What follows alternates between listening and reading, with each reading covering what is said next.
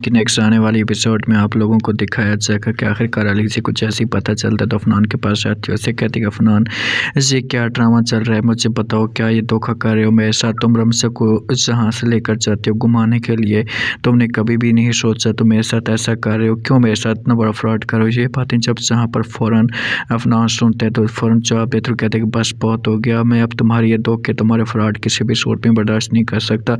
तुम ये फैसला करो कि तुमने मेरे साथ क्या धोखा किया है, तुमने कितना मुझे जलील और ख्वार किया है, तुमने मेरे पास छोड़ा क्या है। तो यहाँ पर लीज़ा कहती कि मैंने क्या किया है मुझे बताओ। तो उसे तो यहाँ पर इनकार कर अफनान उसे कहते कि मैं आपके साथ इस मौजूद को भी डिस्कस और कोई बहस नहीं करना चाहता, क्योंकि आपके साथ बहस करना बिल्कुल भी फजूल है, इसलिए बेहतर से ही होगा कि आप चुपचाप यहाँ से चल जाएँ। लीज़ा ये बातें सुनती तो अफनान को कहती कि अफनान प्लीज़, मैं आपके बगैर नहीं रह सकती, आपके अलावा मैंने किसी और के बारे में सोचा भी नहीं है, और तुम मेरे साथ ऐसा कर रहे हो क्यों क्यों रीज़न तो बताओ।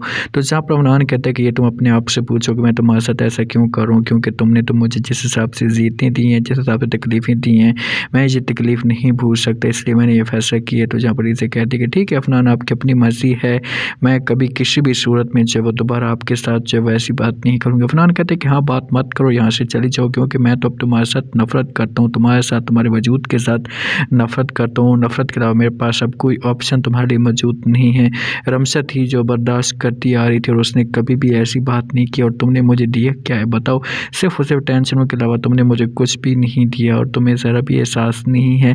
तो लीज़ा खामोशी के साथ ये सब कुछ सुन रही होती है, उसे कुछ भी समझ नहीं आ रही होती कि आखिरकार वो करे तो करे क्या।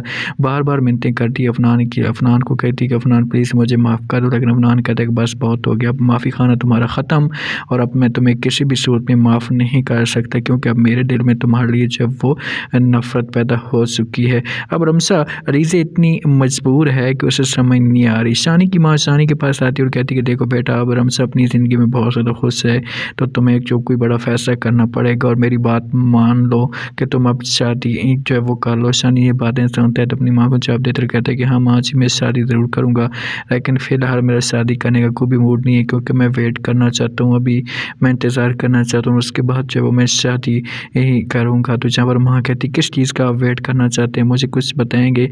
आप प्लीज़ किसी भी चीज़ का वेट ना करें, आप किसी भी चीज़ से जो है वो इंतज़ार ना करें, आप जल्दी-जल्दी शादी कर लें, बेहतर से ही आपके पास ऑप्शन होगा। तो जहाँ पर माँ जब ये बात करी, शानी कहती कि मैं ज़रूर शादी करूँगा, लेकिन फ़िलहाल मेरा मूड नहीं है। तो इस बात पे माँ कहती कि ठीक है बेटा, आपकी अपनी मर्ज़ी, मैं आपको कुछ नहीं कहूँगा, लेकिन आप एक दफ़ा जो है इस बारे में ज़रूर सोच लें, इस बारे में ज़रूर डिस्कस कर लें, और उसके बाद जो आपका दिल करे आप वही करना। शानी अब बुरी तरीके से फँस चुका है, क्योंकि बार-बार रमसा भी कहती है और यहाँ पर माँ भी इसे कह रही है, माँ ने इसे धमकी भी दे दी कि अगर तुमने शादी ना की तो फिर हमारे पास टाइम ख़त्म हो जाएगा, आगे आपकी अपनी मर्ज़ी है, मैं आपको जो है वो कुछ भी नहीं कहूँगी। ये बात कहकर माँ यहाँ से चली जाती है। अब शानी मजबूर हो चुका है, लेकिन शानी की ख्वाहिश यही है कि एक दफ़ा जो है वो रमसा को खुश देख ले, उसके बाद कभी किसी भी सूरत में वो शादी से इनकार नहीं करेगा।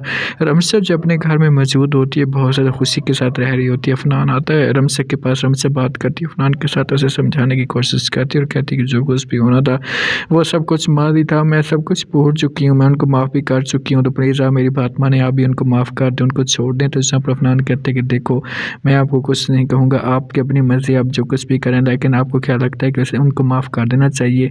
जिस हिसाब से उन्होंने हमें ज़लील किया, जिस हिसाब से हमें ख़ुवार किया, तो माफ़ी खाना उनके लिए बिल्कुल भी ख़त्म हो चुके। मैं तो उनके साथ नफ़रत करता हूँ, उनकी शक्ल भी नहीं देखना चाहता, दोनों माँ और बेटी की। तो रमसा कहती कि बेचारी वो कहाँ जाएँगी, मुझे बताओ तो सही, उनके पास अब कोई ठिकाना नहीं है, प्लीज़ आप मेरी बात मानें, उनको माफ़ करें। अफनान कहता है कि रमसा, तुम फिर मुझे मजबूर कर रही हो, और इसकी ज़िम्मेदार कौन होगी, मुझे बताओ तो सही। रमसा कहती कि बस मैं ही ज़िम्मेदार हूँ कि जो कुछ भी होगा, लेकिन इस वक़्त जो है वो उनके साथ ऐसा रवैया अख्तियार करना बिल्कुल भी मुनासिब नहीं है, उनको इस हाल पे हम नहीं छोड़ सकते, वो दर-बदर ठोकरें खाएँगे, ज़लील हो जाएँगी, और उनको ठिकाना देने वाला कोई भी नहीं होगा। अफनान कहते हैं कि ठीक है, आप अगर कहती हैं तो मैं सब कुछ करने के लिए तैयार हूँ, लेकिन एक बात मेरी कान खोल कर सुन लेना, तुम जैसा सोच रही हो ना, ऐसा कभी भी नहीं होगा, ये लोग कभी भी नहीं सुधरेंगे, फिर ये अपनी हरकतों से ये आना शुरू हो जाएँगे। तो रमसा कहती कोई बात भी नहीं, मुझे वो सब कुछ मंज़ूर है, लेकिन मैं उनको फ़िलहाल इस हालत में नहीं छोड़ना चाहती, इसलिए मैंने फ़ैसला किया है। आखिरकार अफनान जो है वो लेकर आ जाता है जहाँ पर रमसा को,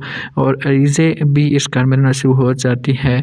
अब धमकी तो बहुत देते हैं, जहाँ पर अफनान लेकर रमसा की वजह से मजबूर हो जाता है। रमसा जाती है शानी के पास, उसे कहती है कि अब अपनी मैं ज़िंदगी में बहुत ज़्यादा खुश हूँ, मुझे किसी चीज़ की कोई परेशानी नहीं है, बेहतर ये होगा आप शादी करने की बातें शानी सुनते तो इनकार करते, उससे कहते हैं कि नहीं, मैं फिर आज शादी नहीं करूँगा जब तक आपकी ज़िंदगी में खुशियाँ नहीं आती। रमसा कहती है शानी प्लीज़ मेरी ज़िंदगी में खुशियाँ आ चुकी हैं, मुझे किसी किस्म की कोई टेंशन नहीं है, आप शादी कर रहे हैं। तो इस बात पे शानी कहता है कि ठीक है।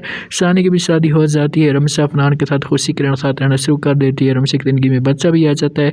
उसके बाद इस ड्रामे को हमेशा के लिए ख़त्म कर दिया जाता है। दोस्तों लाइक कर दें, सब्सक्राइब कर दें।